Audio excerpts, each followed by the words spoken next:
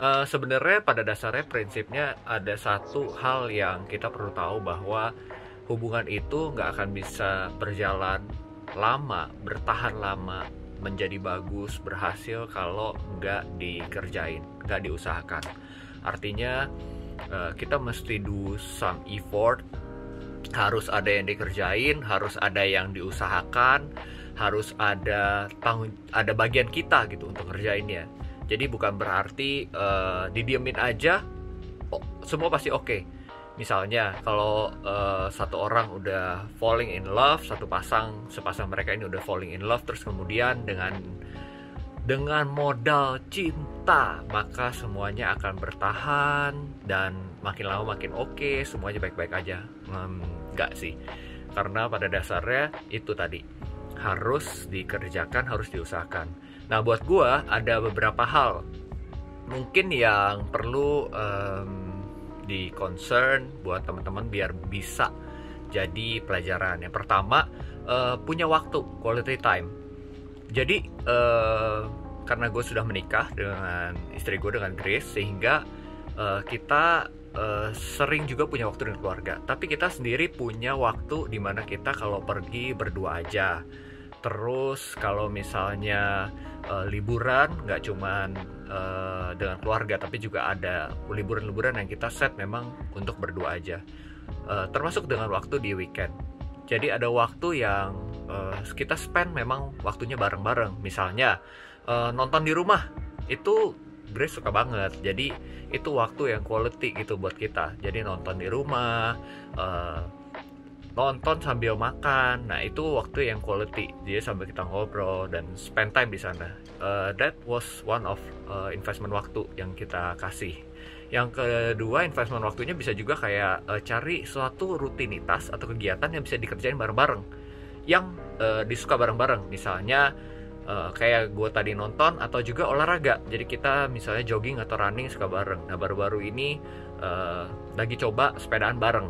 Jadi lagi belajar sepeda bareng, karena waktunya lama. Coba kalau itu dikerjain sendiri, banyak waktu yang akhirnya jadi kepisah kan, sayang, terbuang. Kita cuma punya waktu 24 jam, so we need to spend it wisely kan. Nah, selain investment waktu, yang kedua, jangan lupa, karena ini sesuatu yang harus dikerjakan, diusahakan, ada surprises, ada kado-kado, mungkin ada hal-hal yang unik yang kita pernah kerjain, kita pernah lakuin waktu membangkitkan cinta di awal itu. Nah, itu tetap di-maintain, tetap harus dikerjain, dilakukan, jangan ditinggalin. Sekali lagi, nggak ada yang bisa bertahan lama kalau kita tidak usahakan. Nah, terakhir analoginya gini, tanaman kalau udah dipercantik ya, udah bagus, hijau, itu harus dirawat. Kalau nggak dirawat, maka tanaman itu akan rusak kan. Sama sih, mirip-mirip kayak gitu prinsipnya. Kalau kita nggak ngerawat hubungan kita, tidak menjaga, tidak mengusahakan, tidak invest on kayak tanaman itu, untuk pupuk, untuk air, untuk invest waktu ngerawat, relationship pun akan turun. Itu sih dari gua. Oke, thank you. God bless. The best advice in relationship yang saya dapat dan selalu mengingatkan saya adalah mengenai 3 hal: healthy man, healthy partner, and healthy dating. Healthy man adalah kita harus pastikan kita adalah manusia yang sehat dulu, ya, sehat rohani, sehat jasmani.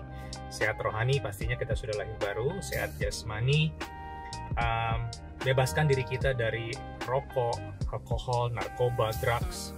Jangan sakiti diri kita. Kasihan nanti ketika kita membangun hidup dengan pasangan kita, dengan anak-anak kita hidup dengan sakit penyakit yang belum pada waktunya, teman-teman semua.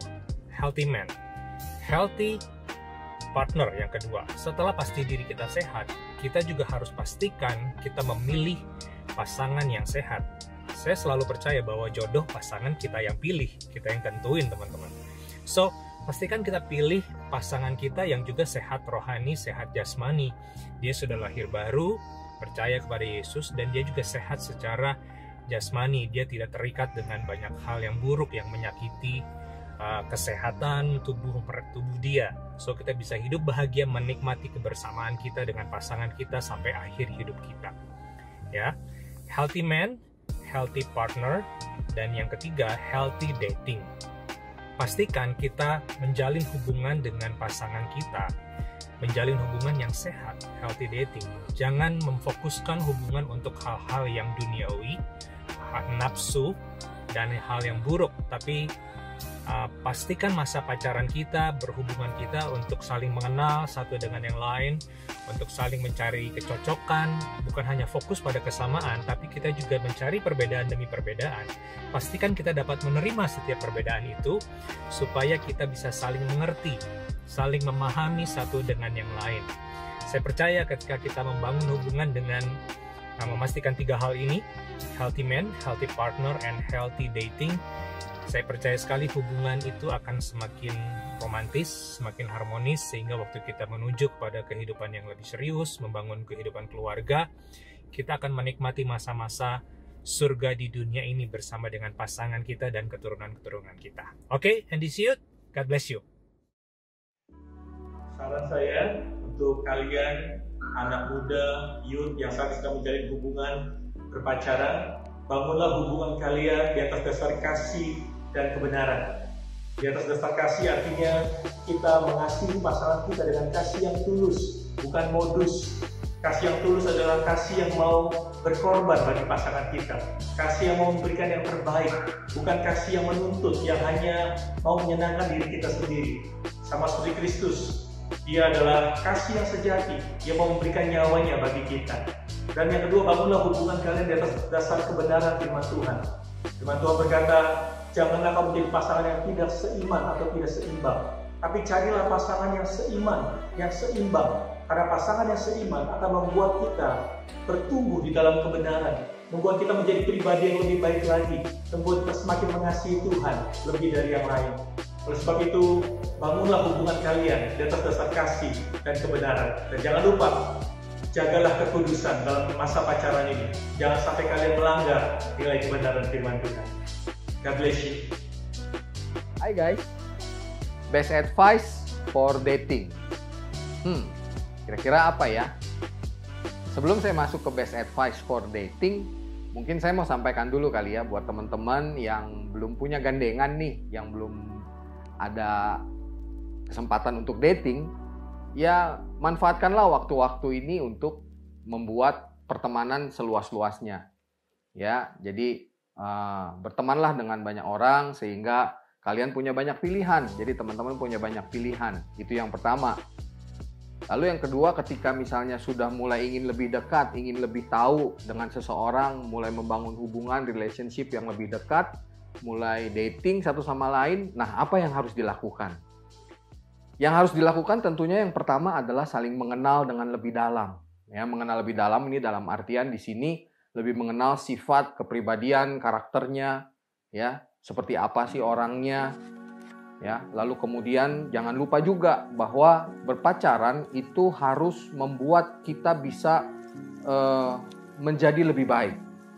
Jadi kita bisa menimbulkan atau kita bisa meningkatkan kualitas terbaik dalam diri kita. Pasangan kita harus menjadi partner yang bisa membuat kita becoming the best version of me. Ya, jadi berdua itu harus menjadi lebih baik, itu yang pertama.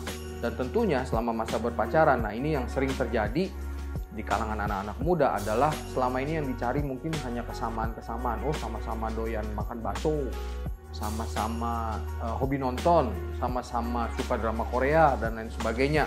Nggak ada salahnya itu semua. Tetapi perlu diketahui juga sejak awal bahwa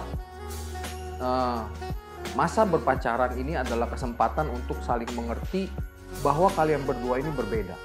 Bahwa kalian berdua ini adalah pribadi yang unik satu sama lain.